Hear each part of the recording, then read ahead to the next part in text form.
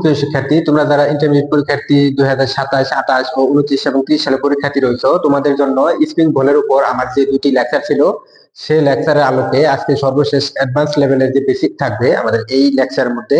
এখানে আমার বোর্ডে তোমরা অলরেডি একটা সফট দেখতে পাচ্ছ। আর এখানে ভিডিওটা এর দৈর্ঘ্য যাতে বেড়ে না যায়, এই জন্য সফটটি আমি পূর্ব থেকেই লিখে রেখেছি।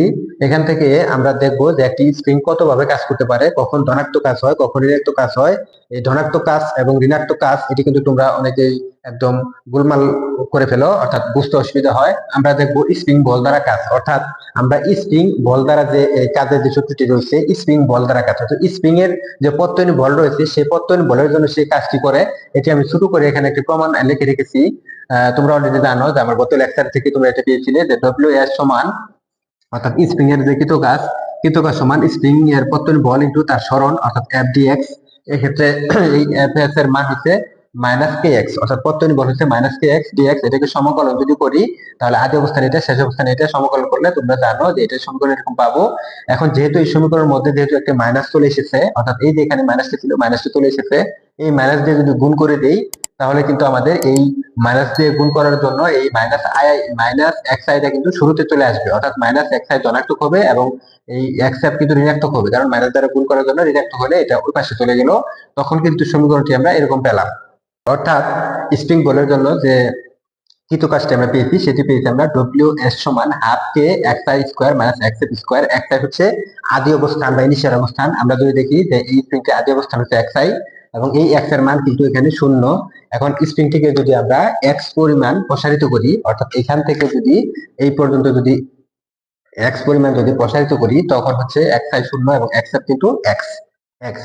এখন আবার যদি সংকুচিত করি, এক্স পরিমাণ যদি সংকুচিত করি, এক্ষেত্রে আমাদের সংকুচিত করার জন্য এটা এক্স আই যদি 0 হয়ে থাকে, তো সংকুচিত যদি করি করার জন্য এটা কত হচ্ছে আমাদের মাইনাস এক্স, অর্থাৎ সংকুচন যদি আমরা মাইনাস এক্স যদি ধরি, এক্ষেত্রে আদি অবস্থান এক্স এর মান 0 ছিল এবং সংকুচন করার জন্য এক্স এফ এর মান হচ্ছে মাইনাস এক্স, অর্থাৎ এই এক্স এফ এর মান কিন্তু মাইনাস এক্স। এখন আমরা এখান থেকেই কিছু বিষয় খুব একটি ছকের মাধ্যমে আমরা বুঝবো। যদি বুঝি তাহলে স্প্রিং এর জন্য যত ধরনের উদ্দীপক রয়েছে, আমাদের কোনো উদ্দীপকই আমাদের বুঝতে অসুবিধা হবে না। চলো এখানে ছকের মধ্যে যে বিষয়টি দেওয়া রয়েছে আমরা সেটি পরিষ্কার করে বুঝে ফেলি।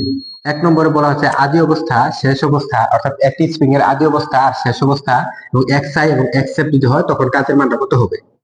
দেখো 1 নম্বর যদি আমরা দেখি যে আদি অবস্থা, এই 1 নম্বর আদি অবস্থাতে যদি আমরা দেখি যে আদি অবস্থা এটি হচ্ছে স্বাভাবিক।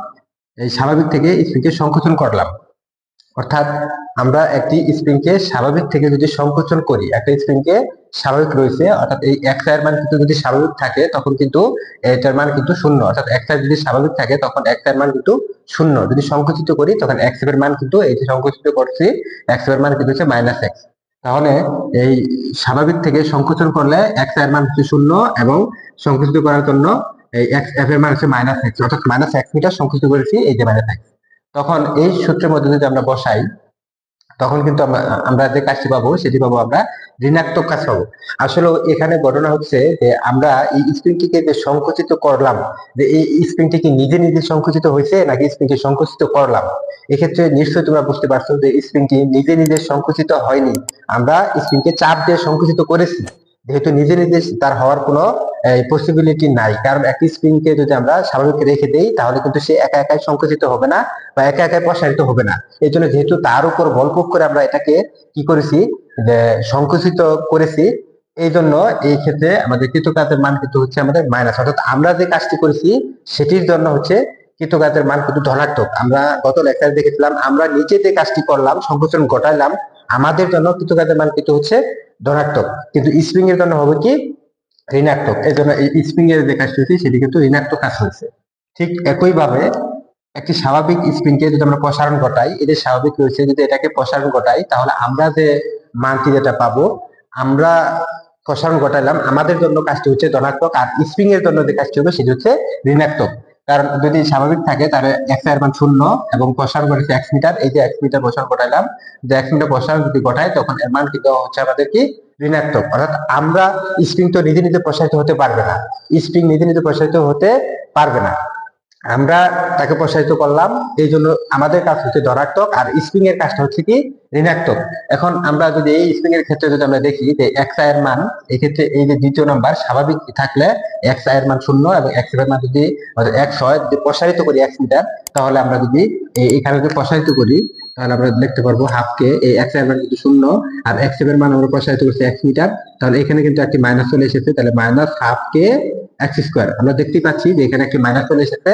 সুতরাং এই কাজ কিন্তু হচ্ছে স্প্রিং বলের জন্য, অর্থাৎ স্প্রিং বল দ্বারা যে কাজটি কিন্তু হবে তখন হচ্ছে ঋণাত্মক।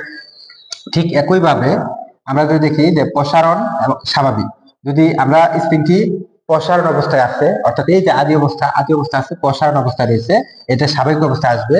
এখন একটি স্প্রিং যদি প্রসারিত অবস্থায় থাকে, যদি সেটি স্বাভাবিক অবস্থায় চলে যায়, তাহলে কিন্তু তাকে কোনো বল দিতে হবে না।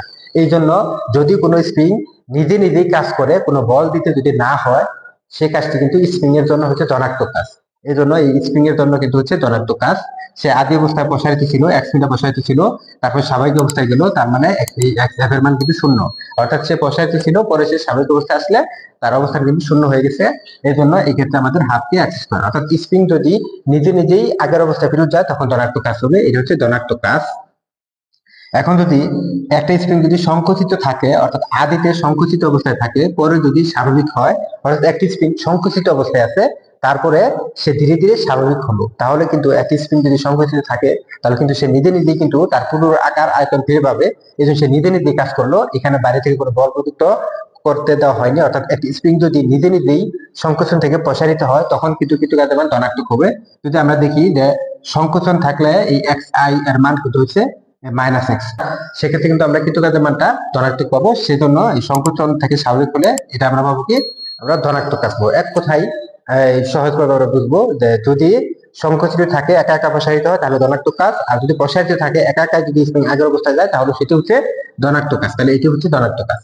ঠিক একইভাবে প্রসারণ সংকোচন আমরা যদি দেখি যে আগে প্রসারণ অবস্থায় ছিল, এখন সংকুচিত অবস্থায় গেছে, আগে ছিল প্রসারিত অবস্থায়, এখন কি সংকুচিত অবস্থায় গেল, এই জন্য কৃতকাজের মান কিন্তু হবে কি 0 হবে, কারণ যতটুকু সে প্রসারিত ছিল ঠিক ততটুকুই, যতটুকু প্রসারিত ছিল তারপর স্বাভাবিক অবস্থায় আসবে, তারপর যদি আবার ততটুকু সংকুচিত করা হয় তাহলে এক্ষেত্রে কৃতকাজ ধনাত্মক হবে, আর ক্ষেত্রে কৃতকাজে কি হবে ঋণাত্মক হবে। এক্ষেত্রে মোট কাজের মান কিন্তু 0 হবে, অর্থাৎ যতটুকু প্রসারণ ততটুকু যদি পরবর্তীতে সংকোচন করা হয় মোট কাজ 0, অথবা যতটুকু সংকোচন পরবর্তীতে ততটুকু যদি প্রসারণ করা হয় তাহলে সেক্ষেত্রে কিন্তু কৃতকাজের মান 0 হবে। আমরা যদি এই ছকটি যদি ভালো করে আয়ত্ত করতে পারি তাহলে কিন্তু আমাদের কোনো ধরনের এমসিকিউ নিয়ে কোনো ঝামেলা থাকবে না। তাই প্রথমবারের মতো তোমরা যারা ভিডিওটি দেখছো, ভিডিওটি ভালো লেগে থাকলে একটি লাইক ও চ্যানেলটি সাবস্ক্রাইব করতে ভুলবে না। ধন্যবাদ।